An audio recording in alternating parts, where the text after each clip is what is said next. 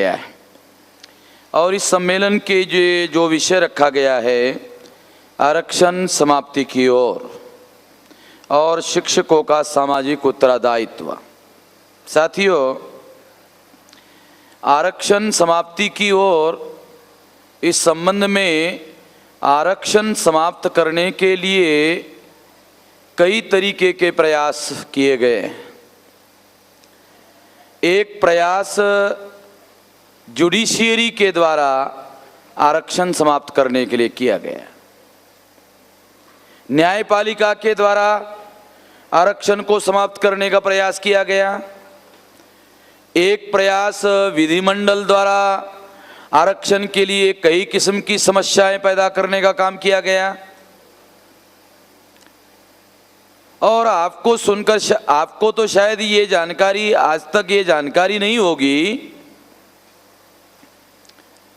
कि जो संविधान के प्रोविजन होते हैं उसको अमल में लाने के लिए कानून बनाए जाते हैं। रिजर्वेशन का एकमात्र ऐसा प्रोविजन है जिसको अमल में लाने के लिए आज तक एक भी कानून नहीं बनाया गया। ये जानकारी भी शायद हमारे लोगों को आज तक नहीं होगी कि आरक्षण को अमल में लाने के लिए एक भी कानून नहीं बनाया गया। इसके लिए केवल सेक्रेटरी लेवल के अधिकारियों का एग्जीक्यूटिव ऑर्डर निकाला गया है और राज्य सरकार और केंद्र सरकार में इसी एग्जीक्यूटिव ऑर्डर के आधार पर सारी कार्रवाइयां चल रही है, मगर इसको अमल करने के लिए किसी किस्म का कोई कानून उपलब्ध नहीं है। ऐसा क्यों किया गया? क्योंकि अगर कानून उपलब्ध होता तो कानून में क्या करना पड़ता? कानून में जो लोग अमल नहीं करते उसके लिए दंड या सजा का प्रावधान करना पड़ता। दंड या सजा का प्रावधान अगर कानून में होता तो जो अधिकारी लोग रिजर्वेशन पर अमल ना करने का षड्यंत्र करते रहे हैं उनको सजा होती, दंड होता और ऐसे लोग अगर जेल में जाते तो फिर रिजर्वेशन को इम्प्लीमेंट करना, ना इम्प्लीमेंट करना बहुत मुश्किल हो गया होता। तो इसका मतलब ये है कि जो कार्यपालिका है उन्होंने रिजर्वेशन को नॉन इम्प्लीमेंट करने के लिए प्रयास किया। विधिमंडल ने बहुत बार कई किस्म के लूप होल्स कानून में और आदेशों में छोड़े हैं, इसके लिए भी उन्होंने इस तरह की कार्रवाई की। न्यायपालिका ने समय समय पर जो न्यायपालिका के विचाराधीन रिजर्वेशन का मामला आया तो रिजर्वेशन एकमात्र ऐसा विषय है, रिजर्वेशन एकमात्र ऐसा विषय है जिसको सबसे ज्यादा जुडिशियरी में चुनौती दी गई। और आपको सुनकर आश्चर्य लगेगा कि 26 जनवरी 1950 को जब संविधान लागू हुआ तो भारत के संविधान के अनुसार पहली केस संविधान के विरोध में, एक का आरक्षण के विरोध में दोराई राजन विरुद्ध चंपक्कन केस जो है ये मद्रास के हाईकोर्ट में गया और मद्रास के हाईकोर्ट ने रिजर्वेशन की जो स्कीम है उसको रद्द करने का आदेश बहाल किया। उस समय बाबा साहब अम्बेडकर लॉ मिनिस्टर थे। यानी भारत के संविधान लागू होने के बाद रिजर्वेशन के विरोध में हाईकोर्ट में जो केस गई वो रिजर्वेशन की थी और हाईकोर्ट ने इसके विरोध में फैसला दिया, वो भी रिजर्वेशन के विरोध में था। और इसके लिए भारत के संविधान में पहला अमेंडमेंट हुआ, वो भी रिजर्वेशन को लेकर के हुआ। पहला अमेंडमेंट रिजर्वेशन को लेकर के हुआ। इसलिए रिजर्वेशन का इतिहास अगर आप जानने की कोशिश करो तो बहुत से तथ्य आप लोगों को उपलब्ध होंगे जिससे आपको बहुत सा मार्गदर्शन मिल सकता है। मगर मैं इस विषय में क्योंकि मेरा इस विषय पर बॉम्बे में मैंने इस विषय पर 6 घंटा भाषण किया। 6 घंटे का भाषण का सीडी बुकलेट इधर अवेलेबल है। अब भाई अंबादे, वो बुकलेट सीडी वगैरह अवेलेबल है? हाँ बागड़े, हाँ है। तो इसलिए मैं इस पर बहुत ज़्यादा अभी बात नहीं करना चाहता।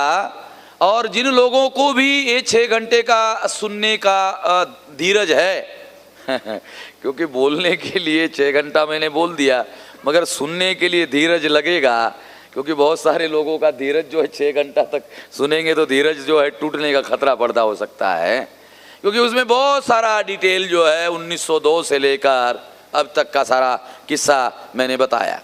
मगर जो बातें उधर मैंने नहीं बताई वो बातें मैं इधर बता रहा हूँ, जो उधर छूट गई है, इसलिए वो बातें मैं यहाँ बोल रहा हूँ। तो इसलिए एक तो जुडिशरी ने रिजर्वेशन के विरोध में बहुत बड़ा षड्यंत्र किया। मैं आपको एक सिंपल जुडिशरी का उदाहरण देता हूँ, जिससे आपको पता चलेगा कि जुडिशरी किस तरह से बदमाशी करती है। जुडिशरी ने ये 99 का केस है, उसमें उसने निर्णय दिया कि reservation is not a fundamental right. तो एक ही किस्सा आपको समझ में आएगा कि दोराई राजन विरुद्ध चंपक्कन केस जो है ये भी फंडामेंटल राइट को लेकर के वहाँ मद्रास हाईकोर्ट में गया। तो जनरल कैटेगरी का स्टूडेंट मद्रास कोर्ट में गया और मद्रास कोर्ट ने क्या कहा कि SC ST OBC के स्टूडेंट्स को रिजर्वेशन है और उनको कम परसेंटेज में एडमिशन दिया जाता है, मुझे ज़्यादा परसेंटेज है और इसलिए मुझे इसके बावजूद भी मुझे एडमिशन नहीं मिला। ये मेरे फंडामेंटल राइट का, इक्वेलिटी बिफोर लॉ, कानून के सामने भारत का प्रत्येक नागरिक समान है, इसका उल्लंघन हुआ है, इसलिए इसको रद्द किया जाए।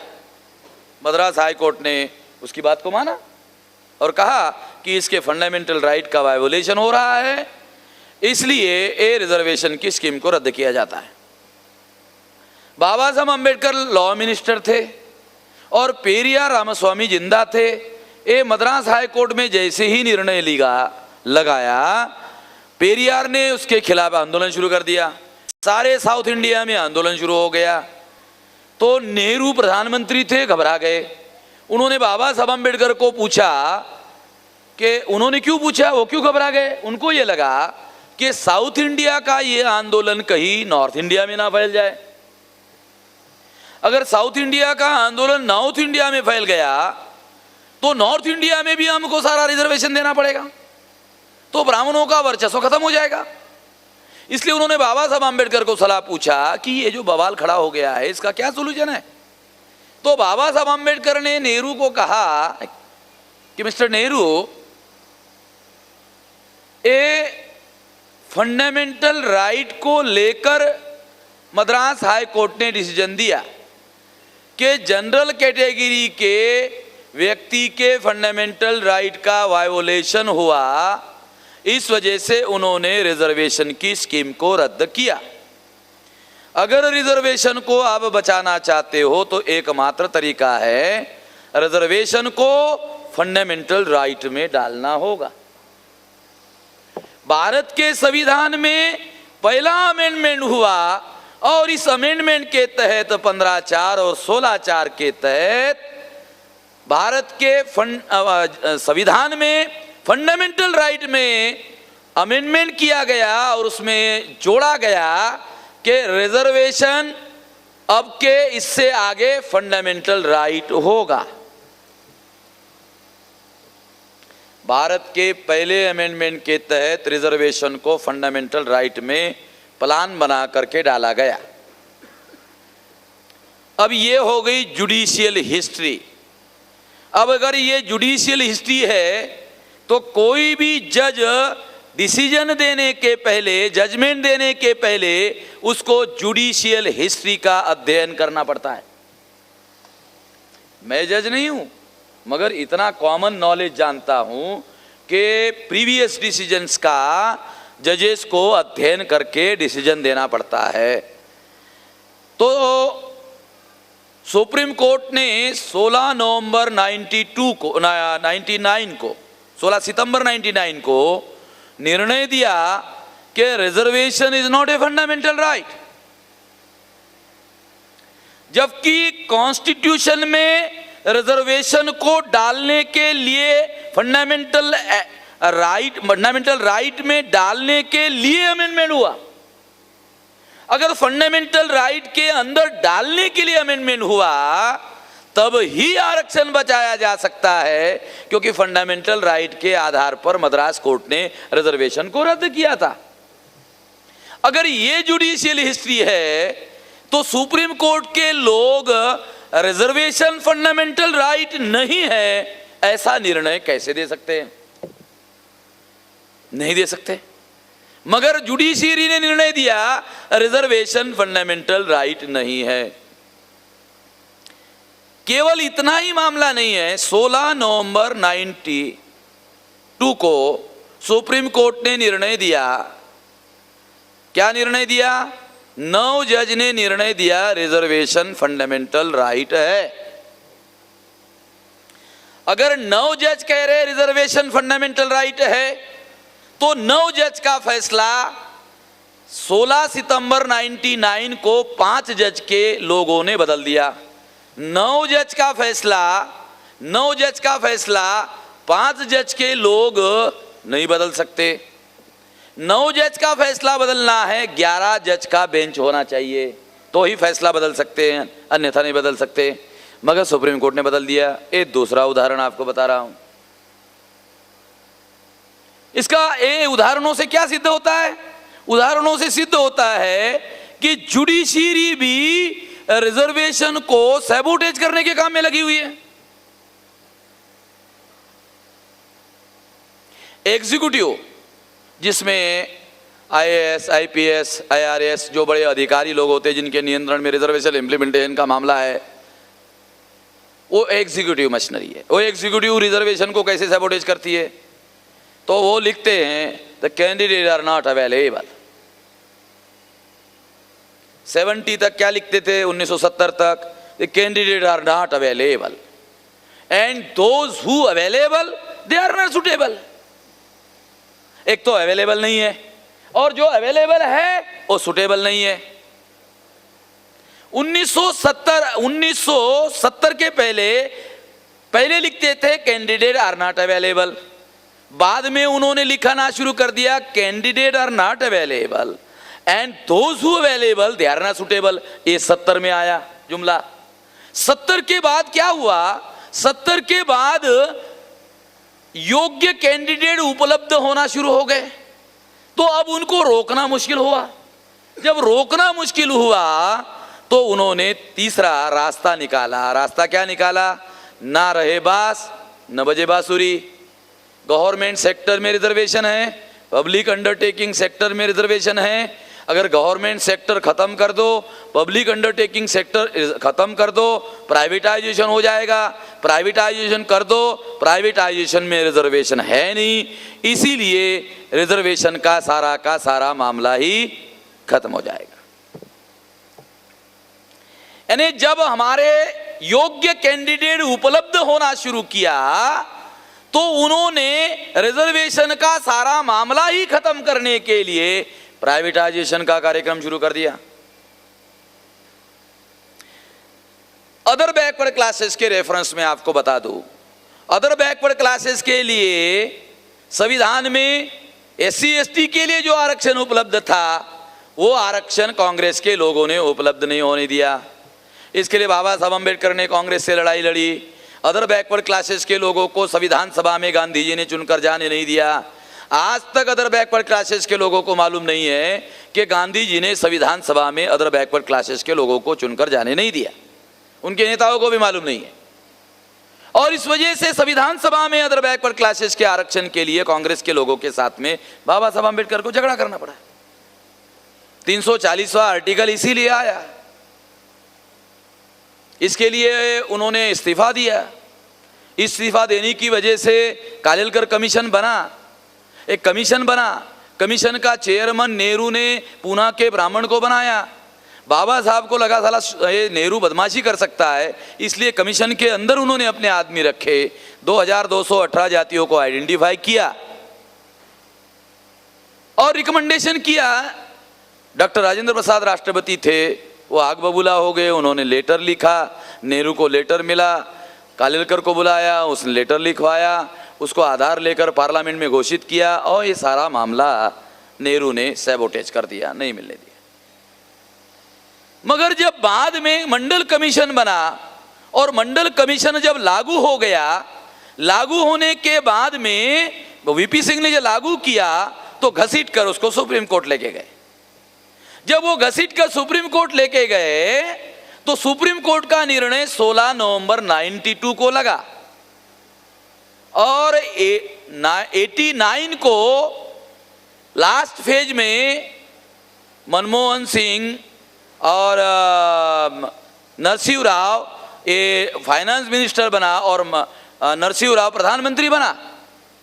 यानी 16 नवंबर 92 को मंडल कमीशन का जजमेंट क्लियर हुआ और 2 साल पहले नरसिंह राव प्रधानमंत्री बनकर उसने प्राइवेटाइजेशन का निर्णय लागू कर दिया। यानी मंडल कमीशन का निर्णय बाद में लागू हुआ और प्राइवेटाइजेशन का निर्णय पहले लागू हो गया। परिणाम क्या हुआ कि मंडल का कमीशन लागू होने के पहले ही प्राइवेटाइजेशन का कार्यक्रम शुरू हो गया। इससे बैकवर्ड क्लासेस के लोगों के मुंह तक आया हुआ निवाला, ये निवाला ऐसा खींच करके उन्होंने ये ले गए, ये मामला खत्म कर दिया। अभी करंट डेवलपमेंट क्या है? अरे मैंने आपको एग्जीक्यूटिव का बताया, विधिमंडल का बताया, जुडिशरी का बताया। प्रचार माध्यम के लोग क्या प्रचार करते हैं? प्रचार माध्यम के लोग प्रचार करते हैं कि आप लोगों के पास मेरिट नहीं है। मेरिट नहीं का मतलब है वो प्रचार करते हैं आप लोग नालायक है। ये भी रिजर्वेशन से संबंधित मामला है। मगर अभी जो करंट डेवलपमेंट है, आप लोगों ने बीजेपी पर गुस्सा निकाला और कांग्रेस को दिल्ली में चुनकर भेजा। आप लोगों ने ऐसा किया। अब कांग्रेस दिल्ली में गई, दिल्ली में जाने के बाद उसने पब्लिक अंडरटेकिंग सेक्टर का रिजर्वेशन समाप्त करने वाला बिल राज्यसभा में रखा। ये बहुत लोगों को मालूम नहीं है। अभी राज्यसभा में कांग्रेस ने पब्लिक अंडरटेकिंग सेक्टर का रिजर्वेशन समाप्त करने वाला बिल विधेयक रखा हुआ है और राज्यसभा ने उसको छानबीन करने के लिए संसदीय समिति के पास भेज दिया। अभी वो विधेयक संसदीय समिति के विचाराधीन है। तो इधर हमारे पास खबर आई तो अभी हम लोगों ने प्लान बनाया कि सारे देश भर में पब्लिक अंडरटेकिंग सेक्टर का रिजर्वेशन समाप्त करने के विरोध में हम लोग वामसेव के द्वारा, मूल्यवासी कर्मचारी कल्याण महासंघ के द्वारा, मूल्यवासी संघ के द्वारा, ये सारे देश भर में हम लोग अपना धरना प्रदर्शन का कार्यक्रम जल्दी ही शुरू करने वाले हैं। जल्दी ही ये अभी कार्यक्रम घोषित हो जाएगा और इसके लिए अभी ये जो महिला सम्मेलन हुआ तो महिलाओं को थोड़ा सा ये जो अपना पदर होता है इधर जरा बांध करके रेडी रहना चाहिए कि उधर बांध करके उधर धरना प्रदर्शन के लिए तैयार होना चाहिए। और भी लेडीज़ को करना होगा। वो क्यों करना होगा? क्योंकि अगर लेडीज़ ऐसा नहीं करेगी तो उसका जो बड़ा बेटा है, आप लोगों का जो बड़ा बेटा है, वो घर में रोटी खाता रहेगा और कमा कर कुछ भी नहीं लाएगा। तो परेशानी माँ को होगी क्योंकि उसका बाप बेटे को गाली देगा तो माँ को परेशानी होगी कि ये बाप बेटे को गाली क्यों दे रहा है। अब माँ को मालूम नहीं कि बाप क्यों गाली दे रहा है, इसलिए मैं माँ को बता रहा हूँ एक गाली देने का कारण ये है भाई। तो माँ को पदर बांध करके अभी धरना प्रदर्शन के लिए सामने आना पड़ेगा, नहीं तो समस्याएं खत्म नहीं होने वाली। तो ये धरना प्रदर्शन का जो कार्यक्रम है ये जल्दी ही हम लोग शुरू करने वाले हैं। तो साथियों, ये जो पब्लिक अंडरटेकिंग सेक्टर का रिजर्वेशन समाप्त करने का जो मामला है, क्योंकि 2 जगह रिजर्वेशन है, government sector, public undertaking sector. Government sector का तो मामला लगभग उन्होंने समाप्त कर दिया है, अभी रहता है पब्लिक अंडरटेकिंग सेक्टर का। अगर विधेयक पास हो गया तो मामला 1 साल के अंदर रिजर्वेशन जीरो हो जाएगा, पूरी तरह से जीरो हो जाएगा। ये सारा मामला देश में चल रहा है और ये जो सारा मामला देश में चल रहा है, ऐसे परिस्थिति में शिक्षक लोगों की सामाजिक जिम्मेवारी क्या है? ऐसे परिस्थिति में शिक्षकों की सामाजिक जिम्मेवारी क्या है? इसके पहले की सामाजिक जिम्मेवारी आप लोगों को बता दिया जाए। एक बात और, रिजर्वेशन समाप्त करने का जो कार्यक्रम है वो है प्राइवेटाइजेशन। प्राइवेटाइजेशन ये आखिरी हमला है और फाइनल स्टेप है। प्राइवेटाइजेशन से रिजर्वेशन टोटली जीरो हो जाएगा। ये बात हम लोग 14 साल से बता रहे हैं। जब हम 14 साल से बता रहे थे तो बहुत सारे लोग बोलते थे कि ये हम सबके लोग पागल हो गए हैं, रिजर्वेशन समाप्त हो सकता है। अरे बाबा साहब अम्बेडकर ने ऐसा संविधान में लिख कर रखा कि कोई संविधान को हाथ भी नहीं लगा सकता। संविधान को अगर किसी ने हाथ लगाया तो साले को छाट देंगे। इसलिए मैं बहुत सारे अनुयायियों को पूछते रहता हूं कि भाई बाबा साहब अम्बेडकर का संविधान पढ़ा? तो पढ़ा तो नहीं, देखा भी नहीं, दूर से देखा, दूर से भी नहीं देखा। अरे जब दूर से भी नहीं देखा तो वो दूर से हाथ लगा देंगे, तुम कहां देखोगे? हाथ भी लगा देंगे, वो खत्म भी कर देंगे और आपको पता भी नहीं चलने देंगे और तुम चिल्लाते रहोगे हाथ लगाओगे तो बाबा साहब के संविधान को देख लूंगा। अरे क्या देख लोगे भाई, लगा भी दिया, खत्म भी कर दिया, रफा दफा कर दिया और तुम देखच रहे हो। ये हो रहा है। तो इस तरह से ये जो सारा कार्यक्रम चल रहा है आज के तारीख में, इसका अगर प्रतिरोध करना है तो इसमें शिक्षक लोग, गांव-गांव में जो शिक्षक लोग हैं, देहात में शिक्षक लोग हैं, वो बहुत बड़े पैमाने पर ये काम कर सकते हैं। तो हम लोग प्लान बना रहे, क्योंकि जो 6 लाख गाँव में संगठन पहुंचाने का जो कार्यक्रम है उसमें हम लोग प्लान बना रहे हैं कि देहात में शाखाएं बनाने का और आंदोलन पहुंचाने का जो कार्यक्रम है उसमें शिक्षक सबसे बड़ी भूमिका निभा सकता है। क्योंकि हर गांव में कम से कम एक टीचर की स्कूल तो होती होगी। तो 6 लाख गांव में ये आंदोलन हम लोग पहुंचा सकते हैं और इसमें शिक्षक का बहुत बड़ा रोल हो सकता है। शिक्षक की बहुत बड़ी भूमिका हो सकती है। मैं मानता हूं कि शिक्षकों के अकेले माध्यम से ये आंदोलन राष्ट्रव्यापी आंदोलन में परिवर्तित किया जा सकता है।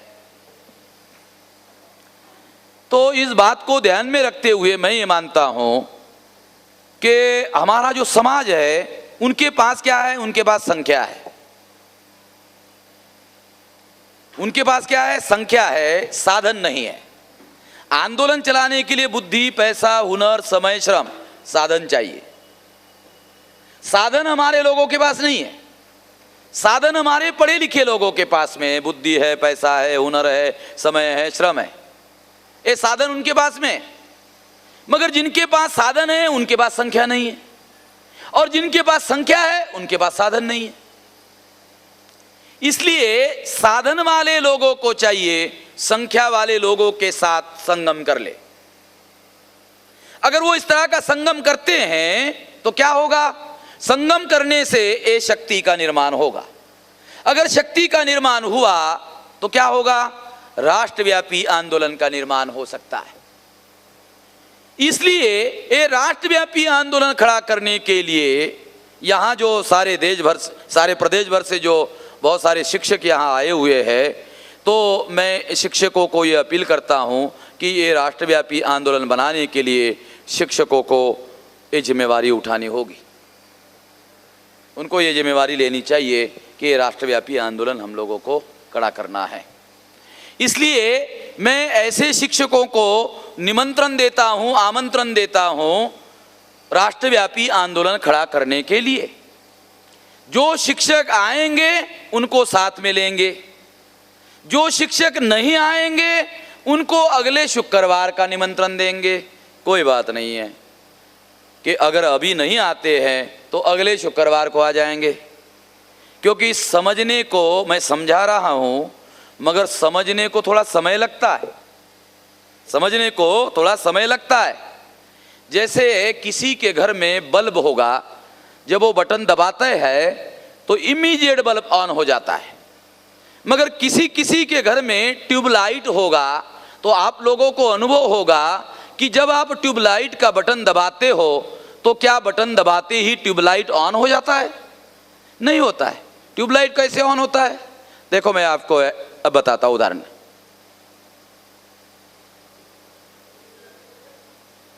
ऐसा जलता है ट्यूबलाइट, यानी ट्यूबलाइट जो है वो एकदम से नहीं जलता, ट्यूबलाइट जलने को समय लगता है। इसी तरह से मैं समझा रहा हूं मगर समझने को समय लगता है। मैं समझा रहा हूं मगर समझने को समय लगता है। इसलिए शुक्रवार को अगर नहीं आए तो जुम्मे को आ जाओगे, क्योंकि शुक्रवार को मुस्लिम लोग जुमा कहते हैं। अगर शुक्रवार को नहीं आओगे तो जुम्मे को आ जाओगे, अगर जुम्मे को नहीं आए तो अगले साल के जुम्मे को आ जाओगे। अगर अगले साल के जुम्मे को नहीं आओगे, चलो मान लिया नहीं आओगे, कहाँ जाओगे? ठीक है, नहीं आओगे, कहाँ जाओगे? अगर इधर गए तो अटल बिहारी जूता लेके खड़ा है, अगर इधर गए तो सोनिया गांधी जूती लेके खड़ी है, इधर गए तो जूता खाने को मिलेगा, इधर गए तो सोनिया गांधी की जूती खाने को मिलेगी।